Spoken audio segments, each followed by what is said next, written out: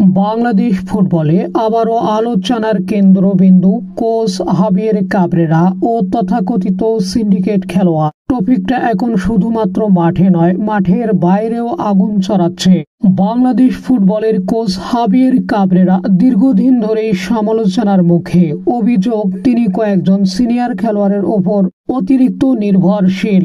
এই তালিকায় আছেন তপু বর্মন, সোহেল রানা, সাদউদ্দিন ও ফয়সাল আহমেদ ফাহিম। আর এদের নিয়েই তৈরি হয়েছে কথিত সিন্ডিকেট। সমালোচকদের দাবি, এরা মাঠে যতটা পারফর্ম করছে তার চেয়ে বেশি দলে টিকে আছে প্রভাবের জোরে। অন্যদিকে কোচ হাবিয়ের কাবরেরা বলছেন, দল নির্বাচন পারফরমেন্স অনুযায়ী হয়, কিন্তু বাস্তবতা নতুন প্রতিভাবানরা সুযোগ পাচ্ছে না এবং এখানেই শুরু হয় বিতর্ক। ফুটবল বিশ্লেষকরা বলছেন, সিন্ডিকেট থাকলে তা দলের মানসিকতা ও প্রতিযোগিতাকে নষ্ট করে দেয়। মাঠে তরুণদের জায়গা কমে যায় আর পারফরমেন্স আসে স্থবিরতা।